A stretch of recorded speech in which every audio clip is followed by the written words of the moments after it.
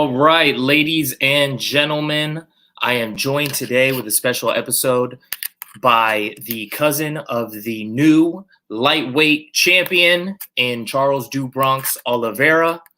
Stick around. We're going to talk about it.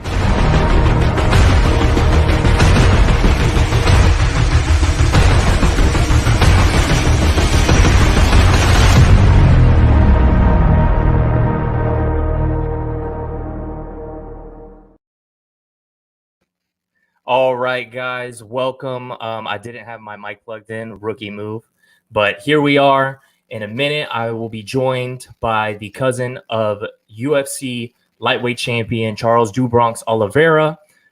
In the meantime, in between time, real quick, I want to give a little breakdown of the fight, give my thoughts, and then we will speak to our guest. So let's go ahead and take a look at this fight.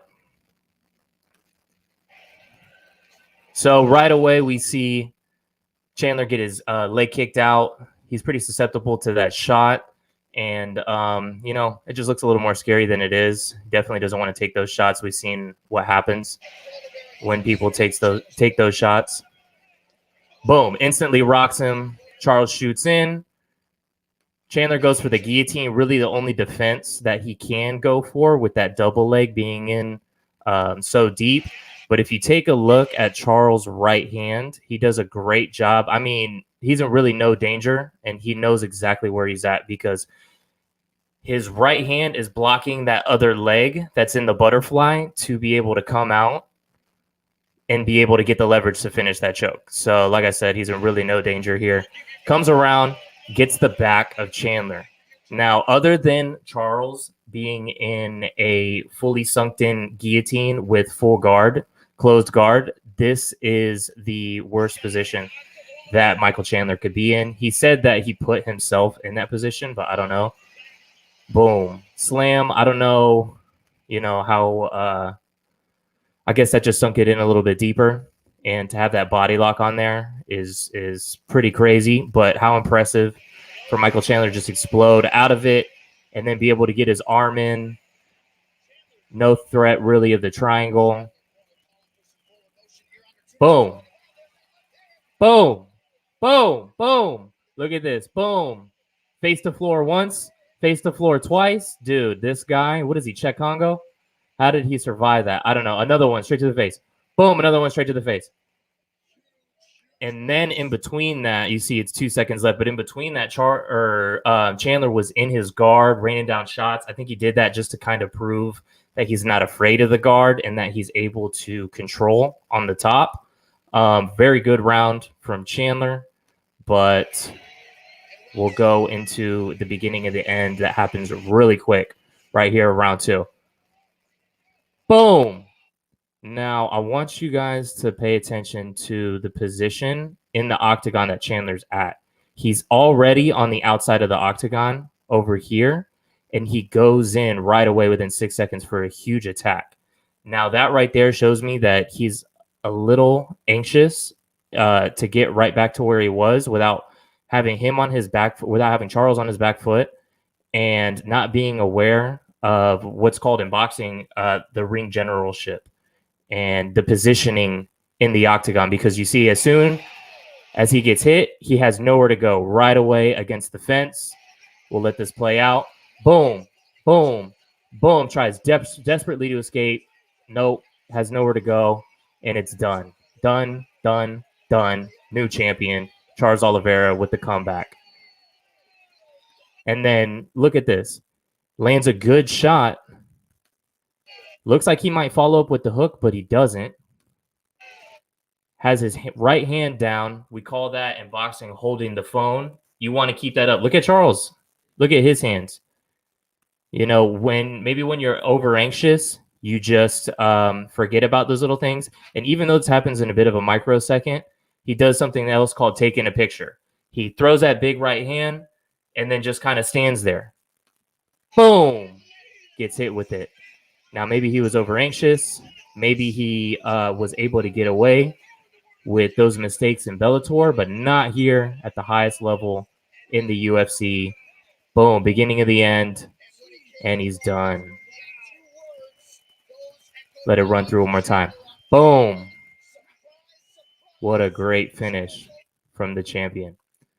So, that being said, I will go ahead and introduce our guest right after this.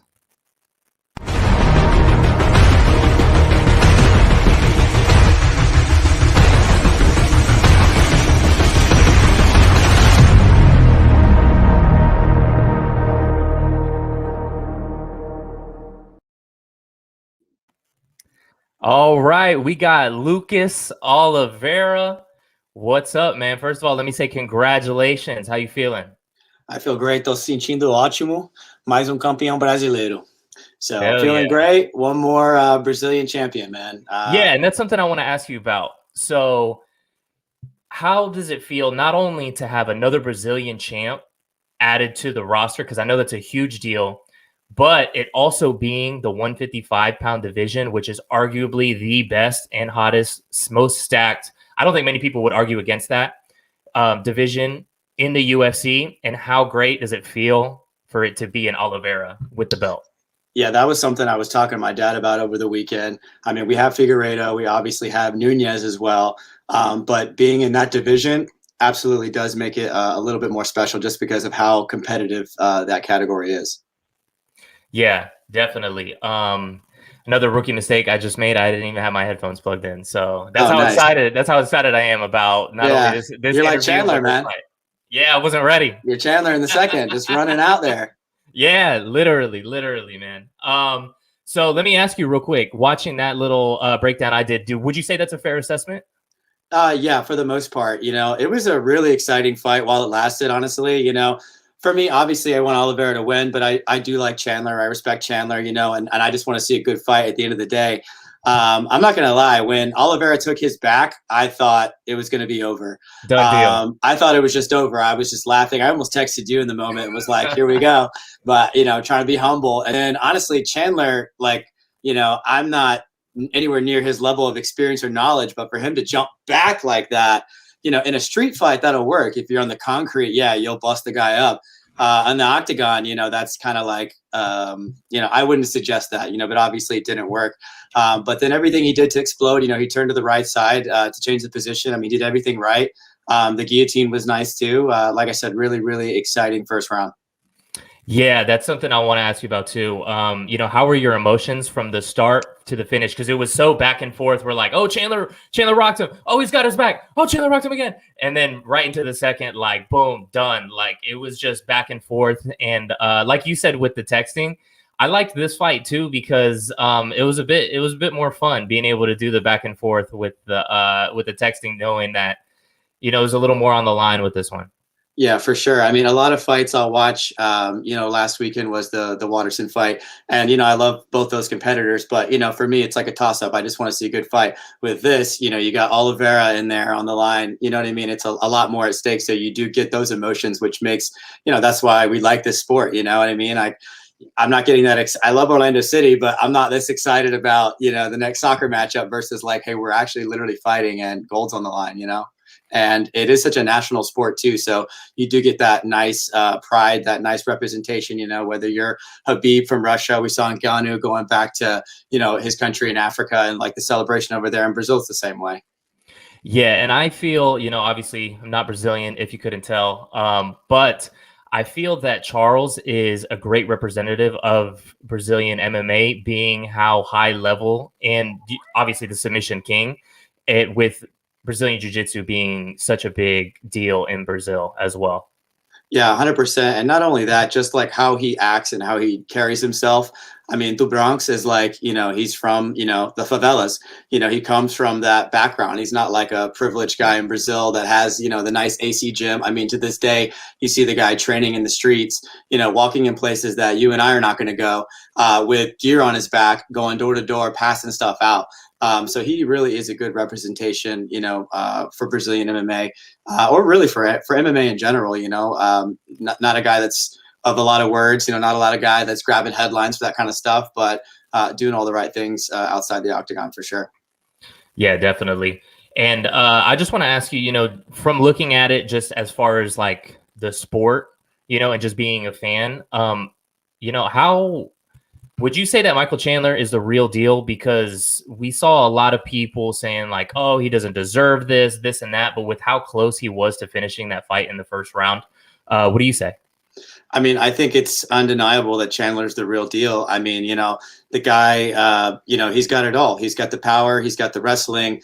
He's got the mindset. I think he is going to go really far in the organization. I think it was a really good matchup. I was really interested in the styles. I personally love seeing wrestling versus BJJ. A lot of times you get good fights like the Diego Ferreira, Gregor Gillespie fight. That was pretty cool to see the two styles clash there. Mm-hmm. So I definitely think he's a top guy. There really wasn't anybody left. Dustin and Connor are doing their thing. That's the right move. That's the right fight. Obviously, Ferg's out. Maybe Gaethje could have been in the conversation. But I was okay with it. I mean, if I was a UFC fighter, I would probably be bothered, like one fight in the organization. Yeah, it was a good one, but still it's unheard of versus Oliveira, 28 fights, an 8 or 9 fight win streak. Yeah, exactly. Ferguson was on a 12 recently. So something like that. So, from the perspective of fighters and being an organization, maybe one more would have made sense. Like maybe him and Gaethje, that would have been a really good one. But I'm not mad at it. Like I said, it makes sense. I understand why they did it, and it ended up being a really good fight. So it worked out for us as the fans. Yeah, definitely. In a minute, I want to talk about potential matchups, the future of the lightweight division. But let me ask you, in that first round, do you think that Michael Chandler should have let him up off the ground when Bronx had his face to the floor and then was able to get back onto his back? Do you think that he should have let him up and tried to finish him off there? Or do you think that he tried to prove a point by dominating on the top? Yeah, I was thinking he should have let him stand up. I mean, obviously, it's a lot harder to hit opponent like that, letting him stand up. But he's also going to take the risk, because I think inches wise, they're not much taller than the other. But Charles has a lot longer reach. And when they were in there, the first 30 seconds of the fight, Chandler looks a lot smaller than him, chasing him around. And kind of as DC and Rogan said, I think between the two, Charles does have the crisper boxing, and he's able to keep that nice straight shot where Chandler does come in wide and throw a lot. So, yeah, he would probably have a better chance of getting that clean strike, but then he's going to be exposing himself too, where on the ground, face down like that, he probably didn't feel as threatened. Yeah, for sure. And then, I mean, based off of what you just said, we saw it with the hook in the finish. Exactly. So it's exactly what it was. Going into some of the other fights, obviously Edson Barboza, it was a big night for Brazil, I would say. Yeah. You had at least one of the women matchups with a W for Brazil. And then, even though Jacare broke his arm, it was against another Brazilian. How do you feel about that Jacare? It was hard to watch. I mean, the last couple of fights, they hurt, man. You know what I mean? They hurt. We love the guy. The guy's awesome. I still love the guy. He lives around here in the Orlando area. I'm hoping to bump into him one of these days and say what's up, get that photo. But he's a legend, man. So you don't want to see that happen. And UFC's, they do that. The older legend guys, they're putting with the younger guys and kind of seeing where they're at. We kind of saw that with Cowboy as well. The other weekend. So we're seeing a lot of that. It sucks. I'm not super happy about that. Obviously, especially a submission. It's like, oh man, Yeah. and the Holland finish was really a tough one too. Even the Jan fight, was, all of them, So, but I'm happy, we'll see. I don't know a lot about the guy that beat him. But, now obviously he's on my radar. So, hoping he goes far and continues, to put on some good performances and maybe he'll be the next guy for us. Yeah, we'll see what happens. Based off of, like what you said about maybe you'll bump into him. One of my buddies served him at Olive Garden randomly. Yeah. So he's out there. He's like a legendary Pokemon. You just got to run into him somewhere. Yeah, exactly. You never know where. But yeah. So something I talked about with Rob was, especially with the Michael Chandler fight and the McGregor fight, was when you see somebody beat after a couple times, it takes away the sting. So when you see, it's like, you're not surprised. It's like, dang, it sucks, but it's not devastating. And that's kind of the way it is with Jacare, because he is a fan favorite, but it's unfortunate. And it's unfortunate to see him get his arm broken like that. Yeah. Definitely brutal, especially hearing the snap. Let me ask you, what'd you think about that Edson Barboza fight? I mean, I've always really liked Edson Barboza. You know, he has a style that I really, really like. You know, super aggressive. Obviously, the power kicks. You know, power everything. The guy's super fit. Really cool personality wise as well. Seems like a really humble guy. You know, always really respectful. So he's an athlete that I really, really like. And I mean, he's looking really good. And that was a tough fight too. It was a really fun fight as well. You know, Shane Burgos is a tough guy. Hit him with a lot of heat, and you know they run that fight 10 times. You know it's going to be close. It's going to be 4-6 or 5-5. It's a really close one. But the finish, I mean, I've never seen anything like that. It was That was super crazy. delayed. Had his hands all the way back up, and even looked focused and in it. And all of a sudden, you could see like it's almost like a drunk guy taking the last shot, and their body's like fighting to stay in it, and they're just like, no, I'm taking you. And it was definitely a really, really crazy finish, but a good fight. Super happy for Edson. So, hopefully he can continue. Yeah, that was a pretty crazy delayed reaction on that one. It was like the computer just shut down, but it took a second after you press the power button. It was a while, even in like regular Yeah. speed, it's like he's standing there for a good amount of time and then boom afterwards. Really, really, I've never seen anything like that. Yeah, I mean, you'll see that with like a liver hook to the body, but usually only takes like 1 second. Him, it took like 4 seconds. And even then, they're starting to wince, and like you can tell something's happening. He's standing there, literally like ready to go, and then all of a sudden, just the system starts to shut down, and he's going backwards. That was crazy. So moving on to the Tony fight, do you think? I mean, you think Tony's done? Oh man, it's hard to say. It's hard to say. I mean, I think at the top, in the top 5, yeah, for sure. Obviously he's shown, 3 losses in a row to all guys, in the upper, in the higher end of the division. I mean, of course, whether or not it's up to him at this point. Does he want to retire and be, kind of keep some of that legacy still, or does he want to just, keep fighting and have fun and make money and do whatever he wants to do? I think he's probably going to go with that. And then he'll just probably keep sliding down the rankings until he's at the level where he's at, which is probably going to be, in the middle of the bracket somewhere. And they're going to use him, to kind of test the new guys out, and he'll be kind of that gatekeeper. That's kind of what I predict for him, honestly. Obviously I want him to win. I want him to do better. We all do. But, 3 losses in a row and not, none of them were really that close. This one, he had a couple of moments, the Oliveira fight, he had literally a couple of good moments, but pretty much, dominated, lost every single round. So it's kind of hard to keep him up there right now. Yeah, for sure. It's kind of just unfortunate and sad to see in a way. But and he looked old, man. We talked about that when he walked out. He looked older. He's starting to age. You can physically see it too. Obviously the guy's in tremendous shape. I think he's 37, but you can tell you start to get that old man body. You know what I mean? Your chest doesn't get quite as firm and the abs are not quite there. It just looks, you can tell. And then his hair's short. He's got the gray there. So, even El Kukui, man, like time is gonna catch up to you. And I don't think he's in his prime anymore. So it is what it is. And then even though he didn't tap, he basically got submitted in his last 2 fights. He's crazy. Somebody whose jiu-jitsu is that good in Yeah. El Kukui, that's where you're kind of like, okay, you're getting dominated in the spots where you're supposed to have the strong suit. Exactly. So what's going on here? But that being said, that kind of segues into a point I want to ask you about. When we saw Charles fight Tony, and when he out-Tony'd Tony, I think a lot of people not only just kind of realized like, okay, we know what would happen with Tony versus Khabib, but now that we see Charles with that success and how he's basically the better Tony than Tony, what do you think about if the matchup were to be made with Charles versus Khabib? I mean, obviously I want Charles to win, but I think, again, you run it 10 times, Khabib's going to outnumber him for sure. I mean, Khabib's Khabib, man. You know what I mean? And, you could argue that maybe some of the early fights were a little bit easier, but his last several opponents were very high level, very legit. And to make them look the way he made them look is undeniable.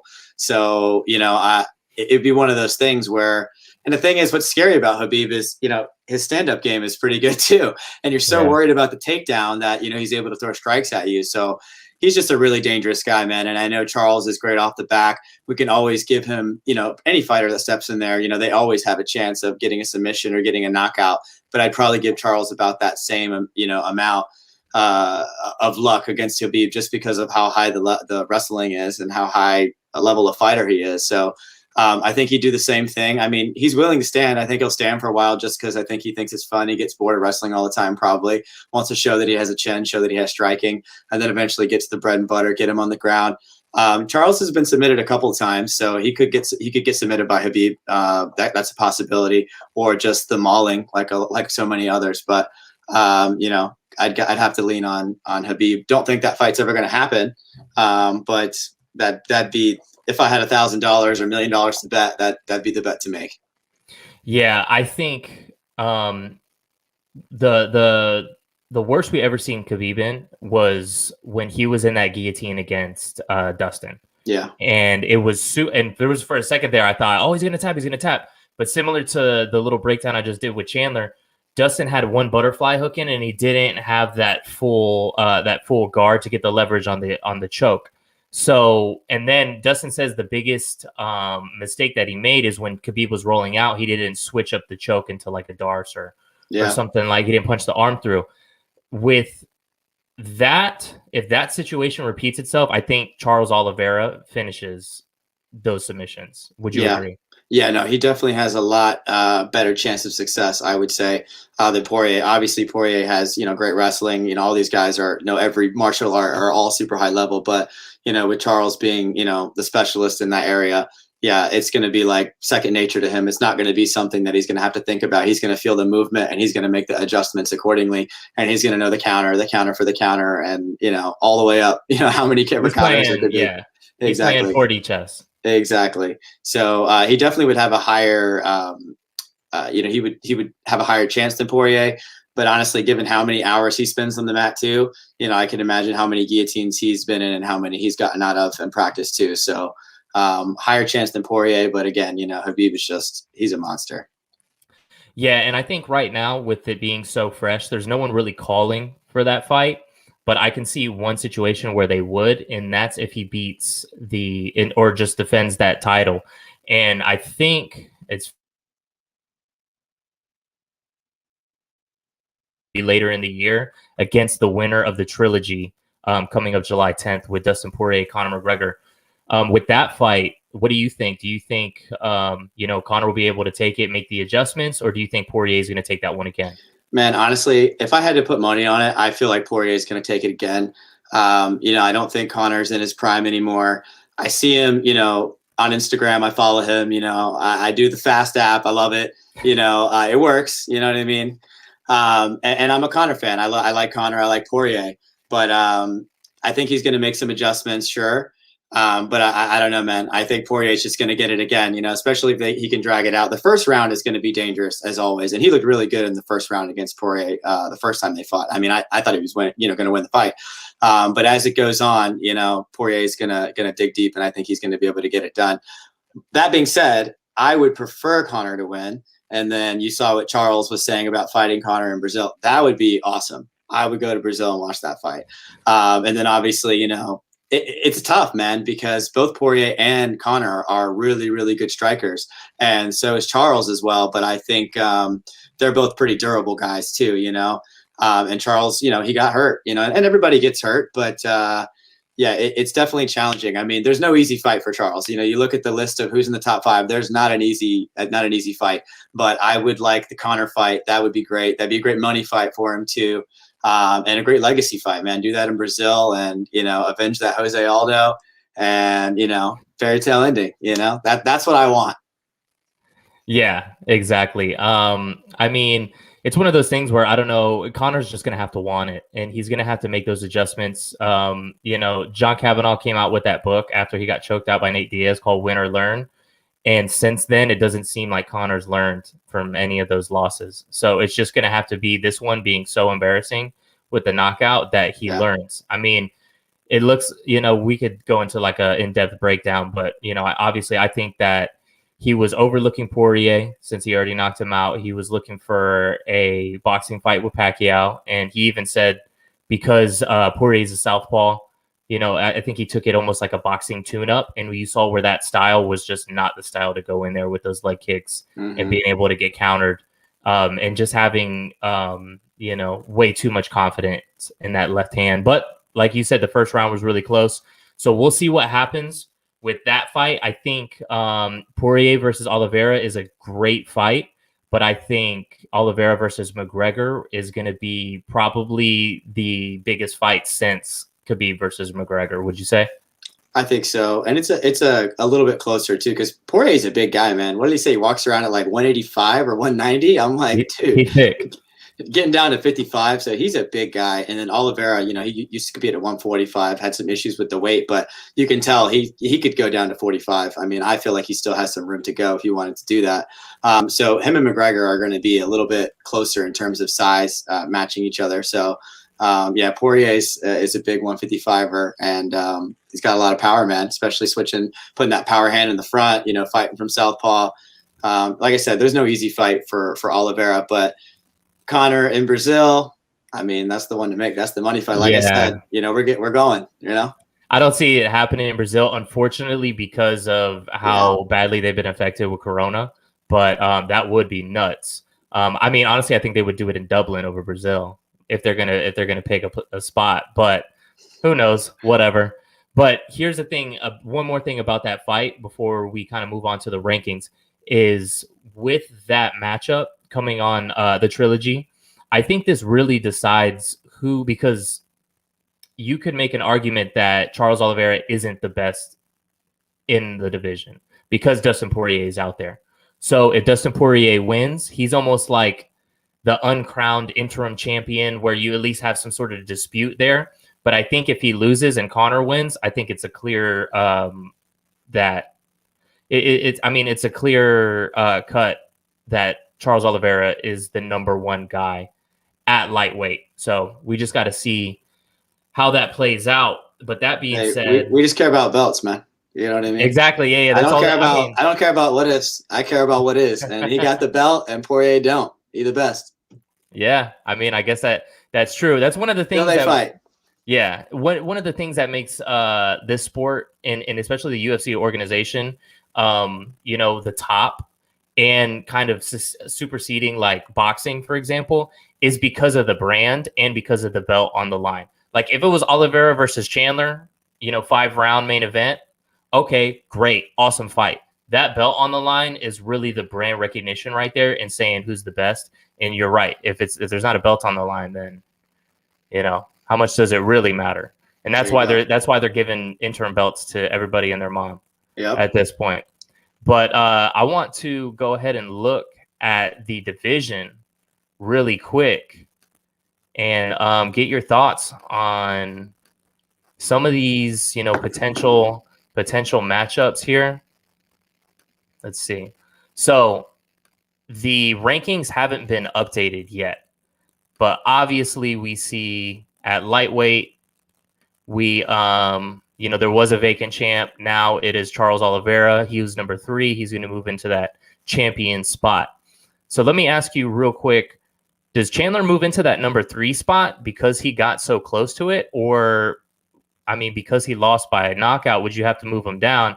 And if you did, where would you move him down? Basically, would you switch him out for Conor? Does Conor pass him? Or is Chandler still in front of him? Well, Conor has Dana White privilege, so he's always getting put up. Like if anybody does, it's him. Dude, he's been like on the pound for pound list for like how long now? You know what I mean? It's like he never goes down. Like, and I get why. I'm not doing anything different. If I'm running the business, of course, like he sells tickets. He's the biggest star. I mean, he was the most paid athlete. I got nothing negative to say, but that's an obvious observation as far as like from a fan standpoint that he obviously, gets the special kind of privilege. So yeah, I think they're going to, Conor's going to go up in some fashion on this. I don't know if Chandler deserves to go super far down, maybe a spot or two, but I feel like, they're going to bump Conor for sure.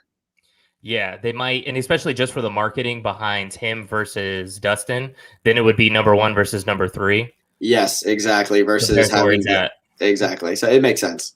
Yeah, because obviously you have to bump Ferguson down.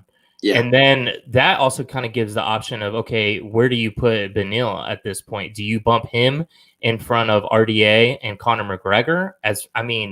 From a marketing standpoint, I don't think that's a smart move, but, maybe. Yeah. He's he's obviously an excellent fighter, but with the UFC, they want more than that. They want branding as well. They love the personalities, and we know all these guys. Poirier, Gaethje, Oliveira, Chandler, Ferguson, Connor. Even RDA, Dan Hooker, Felder. Islam. We're starting to get to know. He's the least known guy in that division, so that's going to play a factor. I know he tried to shoot a shot with the Elon Musk thing, but he's going to have to do something to get the people's attention, as far as on that personality side, because that does help, that helps you get those big fights and get up in those rankings. So he'll go up for sure. I mean, obviously it was a great performance, but he's not going to pass Connor. Yeah, so looking at this here, so we got like Justin Gaethje, who's kind of in this limbo right now with no matchup at number 2. Let me ask you this question. If Dustin Poirier were to lose to Conor McGregor, would you rather see Chandler versus Poirier or Chandler versus Gaethje? So if Dustin Poirier loses to Conor and then Dustin's going to get a rematch, or I'm sorry, he's going to get a new fight. So that'd be with Gaethje or with Chandler. Man, I feel like, Poirier and Gaethje is just a really, really interesting fight, I think Poirier or Gaethje both probably are going to beat Chandler. I think Chandler's a really, really good guy, but I haven't seen enough of him on the UFC level. And I have a lot of respect for Poirier and Gaethje. Really, I think they're probably the best 2 guys there, realistically. I would rather see that. That'd be a banger right there between those 2. The rematch between Dustin and Gaethje? Yeah, I'd rather see that. Justin too? Justin too, Yeah. They're both just top athletes, crazy styles, they're both going to come forward. They're both going to push, just a really cool fight. I'd rather see that. Yeah. See, I just don't think that's going to happen because of the time, the way things time out. And you love Chandler. Yeah. Chandler's my best friend. That's your boy. Yeah. He's my cousin. So, but Gaethje, we haven't seen him fight since October, since he lost. So now it's going on, 10 months almost at this point before we even get any fight, even if they announce it tomorrow. So at this point, he needs a fight. If they say, hey, Chandler, turn around real quick, I could see Chandler jumping on it. Or maybe Dariush. I don't see a lot of hype behind that. You got guys like RDA that are kind of just floating around. Yep. So maybe we'll see that. And RDA, being the former champion, is probably one win away from at least being talked about. Yeah, for in sure. this whole thing. And then the other thing is, too, you got to think, okay, if Conor McGregor loses, is he just going to be done? Or I think the fight to make would be with RDA, because they already had that press conference 5 years ago.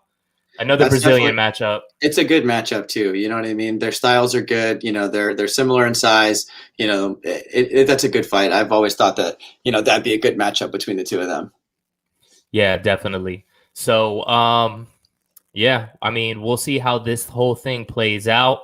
I think the rankings come out tomorrow.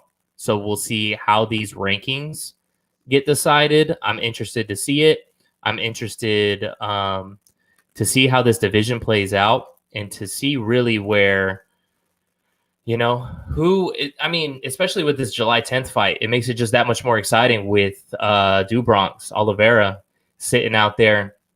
And we'll see really if he's going to be able to defend this belt multiple times. The record is 3, tied with, I think, Frankie Edgar, Benson Henderson, and Khabib. So let me ask you one final question. Do you think that this is the Oliveira? Is this the era of olives? Yes. It is the Oliveira. We're in the Oliveira. Bro, I've seen everybody making that joke now, like Bisping, like he said it on his podcast and was like waiting for the laugh. No way. Yeah, it was so funny. And it's crazy because I've seen the first time I heard you say it was probably like 2006. It had to have been about that time. It was whenever I heel flipped the loading dock over at Publix in Avalon. I made the ad in paint. Yeah, I remember that. It was like 9 frame. Yeah, it was great. The Oliveira. Oliveira. But that's what we got going on right now. So what do you think? You think that Charles Oliveira is here to stay? Man, I hope so. Like I said, it's really, really. I mean, we said it at the beginning. It's a really, really stacked division. It depends on who's day and who's on and who's not. But I think he has just as good a chance as anybody else. The boxing, the stand up is super crisp, and then obviously the BJJ is world class. So I mean, it's got a good balance. That's what you need. You can't just have one element of the game. You got to have a complete mixed martial arts game, and he's got it all. So I definitely can see that being the case. So we'll see how this Poirier McGregor goes, and we'll go from there. Yes, we will. All right. That being said, appreciate you, bro, for hopping on here. Congratulations again with the big victory for the Oliveira family. That's right. And Brazil in total. For real. And until next time, we'll talk soon. All right. See you guys. Peace.